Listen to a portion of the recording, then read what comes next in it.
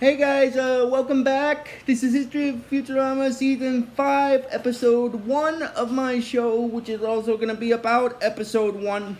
But before I start talking about it, I just want to mention this very quickly. This is the first two things. This is the first video for Season 5. So since we're on Season 5, that means we have one more full season, one more season to go. Because, you see, I'm on the Season 5 and... Seasons 5 and 6 have 16 episodes apiece, and then every season after that has 13 episodes apiece. So after seasons 5 and 6, I will still work. I mentioned this when I did my previous video for season 4, which was the last video for season 4. After I finish season 6, I will still do seasons 7 through 10. But since there are 13 episodes apiece for each season, what I might do is after I finish season 6, I will work on other projects alongside the Futurama stuff. That's the only thing I wanted to get out of the way with this, and this will probably be the only video that I post on a Monday. The reason why I say I don't post on Mondays. I don't, because it's the beginning of the week and everything.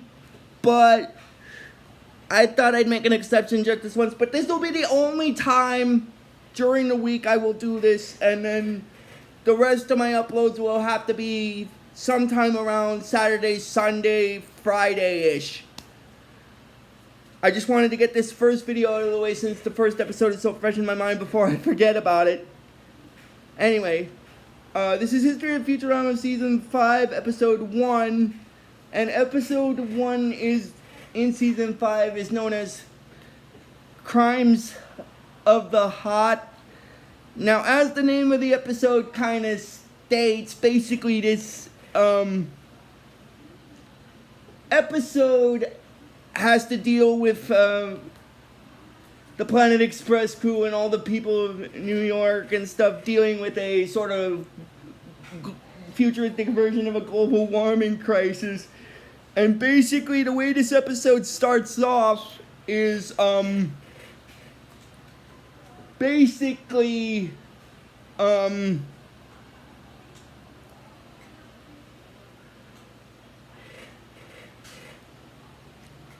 the way this episode starts off is Zoidberg is telling Leela to hurry up with the water from the pool, and that he's steaming inside his own. To him it's so hot that he's actually steaming inside his own shell. Oh my God, I'm sorry, but I kind of gotta laugh at that because it's hilarious. He's steaming inside his own shell. And to him, that's... So basically what happens is Leela basically pours out this instant pool water packet that includes dead leaves in it. But after she pours the water in, after that what happens is Fry makes a bit of a joke about how hot it is, and then saying that the butter in his pants melted, and then his pocket melted, and basically this is the part of it that actually gets kind of funny on Nibbler's side of it. Now that I mentioned Nibbler, I'm gonna mention this. The later segments of this season are gonna the later segments of this series, like the rest of the season 5 and I think it's season 6 or something. Seasons 5 and 6 are kind of going to be featuring Nibbler a lot at least in one of the storylines of the episodes. In one of the 4-part episodes for season 6. I just wanted to get that out of the way since I mentioned Nibbler. Anyway, basically, this happens after Leela had put the pool water inside the thing and caused it to grow, becoming its one with the dead leaves that are included. Nibbler starts drinking it because he thinks it's drinking water, and then basically Leela's like, "No, Nibbler, don't drink the pool water. It's full of chlorine." But but he doesn't listen to her, so he drinks it. And then what happens is after that, he burps, and his burp releases the chlorine that the water was mixed with, and then the rest of them all faint, and then Bender's like, haha, lightweight. Well, basically Bender thinks he's safe because of that, because he's safe from the chemical, and because he's like, haha, lightweight, and then he realizes that it's chlorine, and then he's like, oh wait, chlorine, and then he basically becomes encrustified. His silver body becomes encrustified, basically. Oh my god. Now I'm not sure what the specifics, but I'm not sure because it wasn't explained, but I think chlorine must have some kind of effect on robots in the series, because basically what happens is Bender turns a brownish kind of gold color, like rust kind of thing. Anyway, like I said, I'm not too sure about the specifics because it was never actually fully explained about that. All he said is, oh wait, chlorine, and then he turns to this crusty form. Anyway, now that I mentioned Bender, I should also mention this, well, 2 of the episodes are gonna, Bender is gonna play a key role in like 2 of the episodes, storyline wise and stuff, and I don't want to get into too much detail about that until I get to it, but I just figured I'd mention it. Basically what happens is after that, the rest of the Planet Express crew goes inside the building, and the professor tells them that perhaps this movie will take their minds off the heat, so he basically uses Bender as a like one of those old movie projector things to play the projector reel, and basically what happens is the movie that they're watching is a movie on global warming and stuff, and basically from watching that movie they come up with the idea to basically take a job that has to do with taking this big block of ice and then dropping it in the water. Oh my god. Because apparently, and they actually make a little bit of a cartoon jib at about how global warming happens. Basically what happens is in the movie they use this little cartoon diagram with these sunbeams coming down to the earth to brighten the day, but then the greenhouse gases stop that sunbeam and basically beat it to death, causing it to die, which then uses that as a illustration point for the other sunbeams, and that causes their bodies to rot, which then in turn causes the global warming kind of thing, and then basically that leads into, in this segment of the movie, that leads into how they came up with the solution for basically taking a giant block of ice and placing the giant block in the water of Earth, like in one of the oceans of Earth, supposedly solving the problem once and for all. But the little girl is like, but she's like, and then basically the man that's doing the explaining to her about that, he's like, once and for all, and then that's when President Nixon contacts them hires them for the job of retrieving the ice, basically. And the funny thing with Zoidberg is when he does do that, he actually does his way of a salute kind of thing with his claw, and then basically President Nixon is telling them, I'm hiring you losers to recover the ice. And then he basically makes a joke and telling them to hurry at the same time, because he's like, and hurry up! I'm sweating like J. Edgar Hoover trying to fit into a new girdle. And then basically that's when the professor tells them to send them on the job, but then Fry wonders where they can get the ice. And then basically the professor mentions the one place that they can get the ice is Hailey's comet. Oh my god. In his words, I'm gonna mention it here, he says it's the only source of ice that doesn't have bugs in them. And then basically when Fry hears about them going to mine a comet, the professor afterward makes a jibe about how safe mining is and stuff, which is number one thing. And the funny thing about the drill part, the thing that they used to drill, they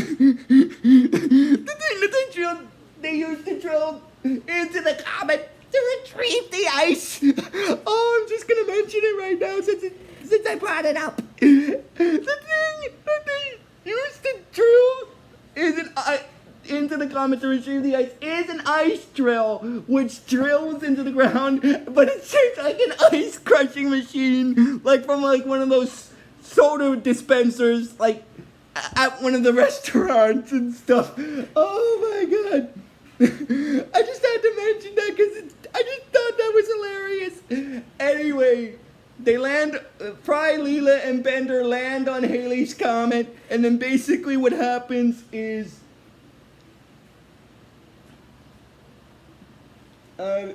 basically Bender says like, deploying ice drill. And then basically when the ice drill, which is, as I stated, shaped like an ice crushing dispenser from like one of those soda drink machines at one of those fast food restaurants, is made, basically Fry's like, wow, that ice crusher is so big, the ice crusher's you.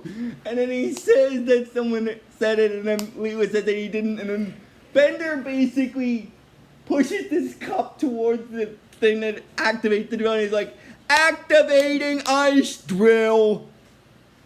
And then they basically drill into the comet, and then basically what happens because of that, but what happens is after they drill into the comet with the drill part of the ice crusher part doesn't bring out much ice because it basically doesn't have any ice in it, because it only drops a few little droplets. And then basically when that happens, Fry's like, oh my god, it's out of ice, like some outer space Motel 6.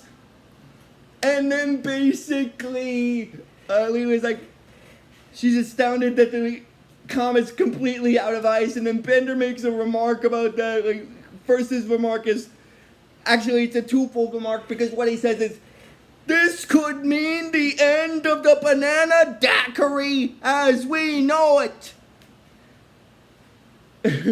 And then it does that little thing where it does the like one of those pauses and stuff where it does one of those dramatic things, and then Bender explains that also life and stuff. And then in the next scene they return to the planet, and then the news monster and the female reporter are basically saying with Hailey's comet completely out of ice and stuff. And basically what happens is they're wondering what to do, and then they have to brace for the heat and stuff, and then the news monster basically shows this segment of what's happening with the turtles. And the funny thing about the turtle thing is it actually sort of makes Bender cry. And then basically what happens is when they see him crying, they're astounded by that he is, but Bender tries to make it seem like he isn't crying. And then basically what's happening with the turtles is they're trying to get to Holland for cool weather in order to escape the heat and stuff, which makes sense. Oh my god. Anyway, what happens is after that,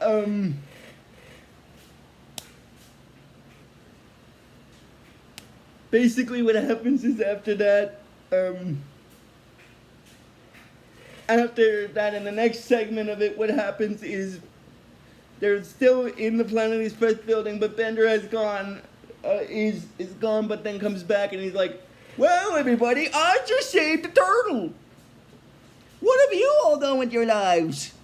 And then basically what happens is, when Hermes hears that, he's like, you went all the way to Holland already?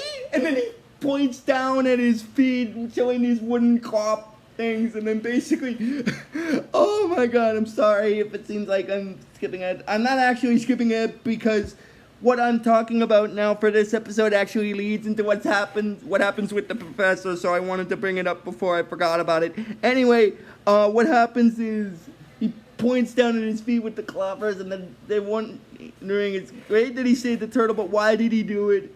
And then basically, Bender says that basically he and the turtle have a lot in common, and then basically Fry wonders what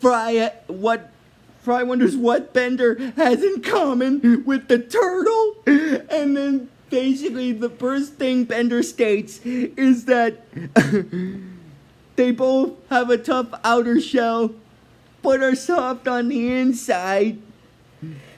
And then the second thing is, and he doesn't explain what the second thing is at first, because he's like, well, you know, and then Leela makes some inquiries about what the second thing is, that they're both alcoholic, whoremongering, gamblers, and then basically Bender says that that's not it, it's just neither of them can get up when they land on their back.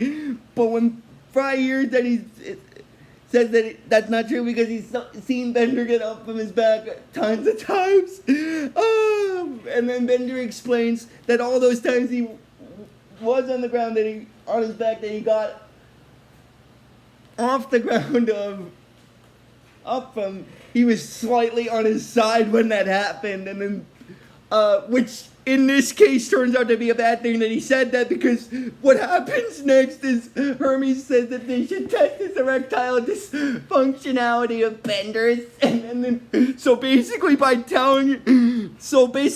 telling everyone that he can't get up when he's on his back, they tried to test it, and then basically he gets annoyed with that afterward, and he's like, that's what I get for sharing my vulnerability with you humans. And then basically that's when this news conference thing happens, and first what happens is they hear this speech by this automated sort of thing about a conference for smart scientists that is basically happening in order to find ways to combat the current global warming situation, and basically Fry says that the professor is a scientist, he should be able to help out, and then basically the professor starts acting suspicious, like he's acting negative, like acting like he doesn't want to go and making up excuses. And the first time he does that, basically Hermes is, strange, you haven't acted this suspicious since I found those ape bones in the basement. And then afterwards he makes the decision that he will go. Oh my god. After he finished making up excuses, so he decides to go anyway. Oh, I'm sorry, that's just hilarious. Anyway, basically what happens after that is they're at the conference, and basically these other scientists are basically thinking of ways. The first one to show up is actually Professor Wernstrom. Basically his plan to basically cool the Earth is by using a giant mirror placed over the Earth to absorb some of the sun's ultraviolet rays, and shielding them from the heat, basically cooling the Earth. And now that I brought that part of it up, I'm actually going to mention this. It actually does work, but there is one teeny tiny, itsy bitsy little hiccup with that. Oh my god, there's a little hiccup with that.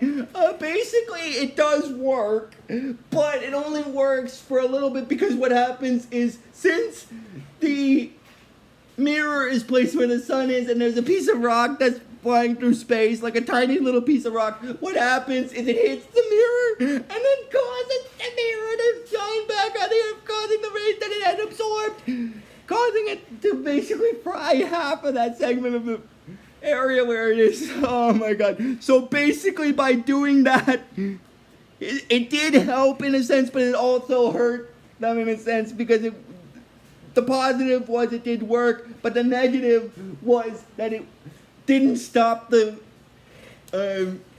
I guess when Wernstrom, this is just my opinion about this, but I'm guessing when Wernstrom made the device, he didn't think to incorporate a shield to protect the glass from being destroyed, causing it to move and reflect the sun's rays. Like, if he could have made it like an unbreakable kind of glass on it, maybe then that would have worked.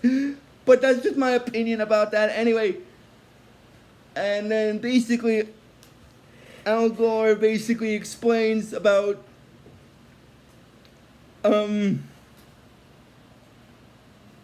that's the person that's doing the presentations and stuff. Said to call on Hubert Farnsworth for the next one, and then Farnsworth said that he demanded the floor, and then Al Gore said that basically, yes, it's his turn, but then the professor's like, no, well, not today, I'm taking a stay, and then basically what happens is, he says that he knows the secret behind the current global warming crisis, but in his shame, he kept it hidden for 70 long years. And it haunts his memory still. And then he pulls up this gun thing, and I think the assumption is that he's gonna try to shoot himself, because normally what happens with people when they pull out something like that, like that's like a ray gun kind of thing, and they shoot themselves. But so when Fry sees that, he's like, Professor, don't do it! And then the professor's like, don't do what? Use this memory ray so I can remember what exactly happened back then. So basically it's to help him remember how the current global warming crisis happened in the first place. And basically what happens is, he said that it just tells a flashback of how global warming happened, the current global warming crisis happened, and then basically with Farnsworth narrating, and then basically the current cause of the current global warming issue in this series, in this episode, is caused technically because of the robots that the professor created that are built around his original smog-based design, and that's the cause of global warming today. And then basically, when Wernstrom hears that, he's like, so the robots are to blame, as I suspected. And then basically, he says that they have only one course of action, grim though it be. They must effectively and permanently shut down, dismantle,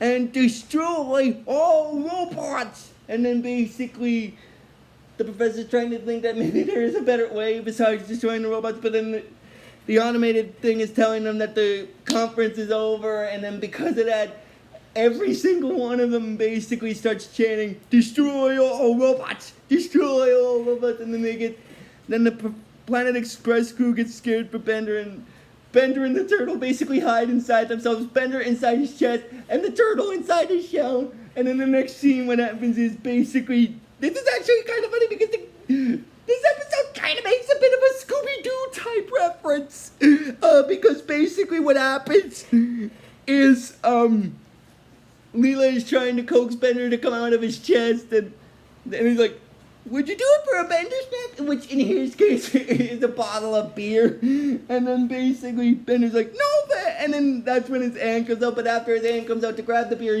they grab him, and then he's like, no, Bear, I didn't even want the stupid beer. And then he says that he wins because he managed to get the beer anyway. And then basically that's when they received this little invitation sent by Nixon for all the robots, and basically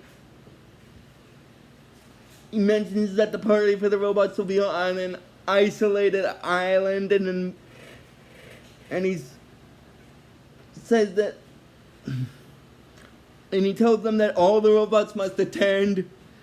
And then basically what happens is Zoidberg starts to get curious about that because he's like, strange, why would Nixon, a kind and honest, honorable man, suddenly throw a party? One of the best shindigs, social gatherings there is. And then he's like, it's a trap is why.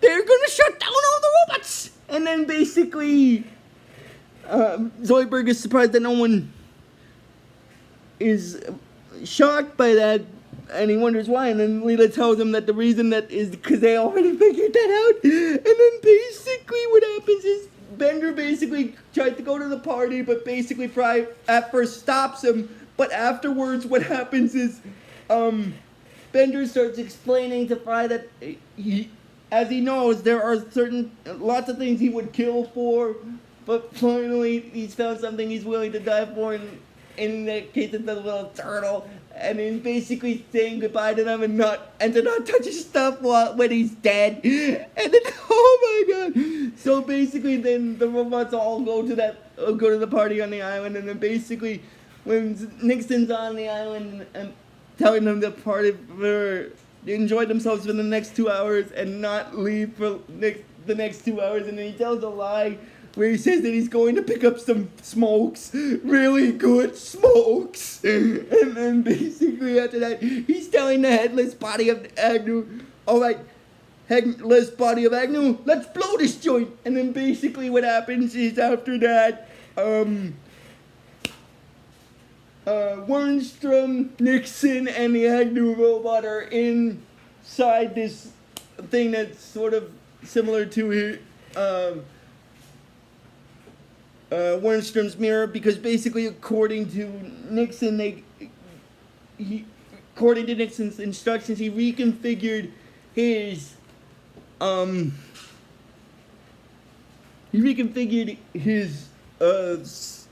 mirror to fire an electronic beam down at the robots, and once it hits them, all the robots will be permanently and painfully terminated. And then he says that now it's time for his part of the bargain. And then basically what happens is Nixon's like, "Ooh, very well." And then he tells Agnew that he belongs to Wernstrom now. And then basically while they're doing the party thing, basically Bender is talking to the turtle, and then he's like, "Don't tell anybody, but Nixon is about to turn all the robots off." And then basically after he says that, a microphone-like robot is watching over it and is like, "What?" And then all the robots start freaking out, and then the chain smoker robot is like, "Nixon's not bringing the smokes." Hold on.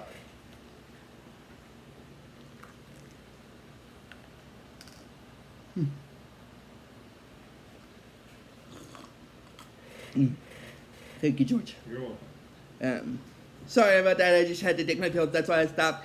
And then, anyway, getting back into it, after the robots, like I said, they're all freaking out, and the chain smoker robot is like, "Nixon's not bringing the smokes." And then basically what happens is after that, Bender basically knocks one of the robots down and tells them to be quiet and listen to him, and then he basically tells them that he likes life's pleasures as much as anyone out there, except for the hedonism bot, and the hedonism bot is like, "I apologize for nothing."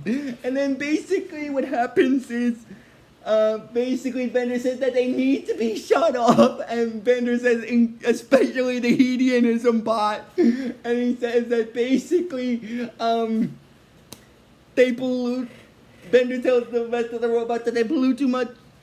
They're killing the world. They're just ruining the world and killing the turtles. And then basically the church robot is like, "To hell with the turtles." And then Bender and the church robot start fighting because the turtles got insulted, so Bender defends them, which is because he and the turtle are friends, so the fact that the church robot basically insulted his friend like that, he makes one to defend it, and basically, that's when the professor and the rest of the Planet Express crew show up, and by this point, Bender is lying on his back, and the professor, well, actually, first Bender is standing up, because the professor basically tells the rest of the robots that he's come up with a plan to save the Earth, and he needs the robots' help in order to do it.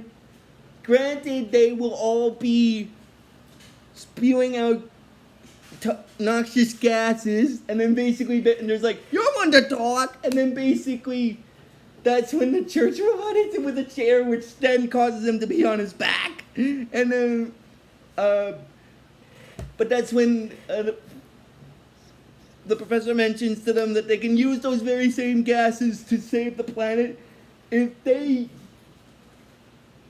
all shoot a giant ball of flame using their exhaust vents pointed upward. They could steer the planet away from the sun, thus cooling it. And then basically, the professor is basically telling them to basically vent. So he's basically telling them to point their exhaust vents straight upward. And then he basically, after they all point their exhaust vents upward, except for Bender because he's on his back at this point, the professor's like, "Vent, now vent like the wind." And then all the robots basically do that, except for Bender at this point, and because Bender is not the one that does it, it does work, but sort of slowly, and then Fry's wondering why it's not working properly, and then basically Leela says that some lazy upper line robot is holding it in, and then basically Bender is on his back with the turtle, and they're squabbling, and then, well, not really squabbling, and then Bender is telling the turtle that at least they'll lie on their backs helpless, but then the turtle rolls over onto its front side, and then basically when Bender sees that, he's like, "Hey, are you trying to make me look bad?" And then he basically does what the turtle did, rolling on his back until he's standing up, and then basically he's like, "I'm great." And then and this is the funny part, one of the, this professor makes another like Star Wars sort of reference, because it's like, 1 billion robot lives are about to be extinguished. Oh, the Jedis are going to feel this one. And then basically that's when Bender starts rolling on that leads into the part where Bender's rolling on his back. And when he's rolling on his back, he manages to roll himself upward, and he's like, I'm better than I thought. And now, to fulfill my destiny, and he basically points his exhaust vent upward, which then helps them with the fire thing, causing them to push the Earth away from the sun. And that's when Nixon, the headless body of Agnew, and Wernstrom basically fire, but because of that, they miss. And then basically, Nixon's like, "Oh!" And then basically, Wernstrom's like, "We missed!" And then Agnew is getting upset about that, and then basically Nixon is giving the professor a medal for both saving the Earth and foiling his plan, and the way he words it is, "I proudly, yet angrily, will give to you Earth's new highest honor," which in this case is the polluting medal of pollution. And then basically, the professor says that he deserves this, and then basically what happens is Bender then inquires to the professor, because of the Earth being farther away from the sun, basically he wonders if that'll make the year longer, and then the professor says that it does make it longer, by 1 week to be exact, and then basically because of that, Nixon declares it Robot Party Week, and then basically the episode ends with the robots and them all dancing, and then the robots producing the smog, which then causes the rest of them to start coughing. And then that's basically where the episode stops. And that's basically where this episode stops. So if you guys like this video and want to post it, just please give this video the real best you guys can. And I will see you guys probably, maybe, I'm not sure, maybe Saturday, Sunday for the next video. But until then, guys, like I always tell you with this series, well, because I don't know if I'm going to be able to do, I might do one for Friday, but I'm not sure about Thursday, is what I mean. But anyway, just please give this video the real best you guys can, and I will post this video tomorrow. And like I always tell you with this series, guys, just please give this video the real best you guys can, and I will see you guys next time. And like I always tell you with this series, fun on a bun.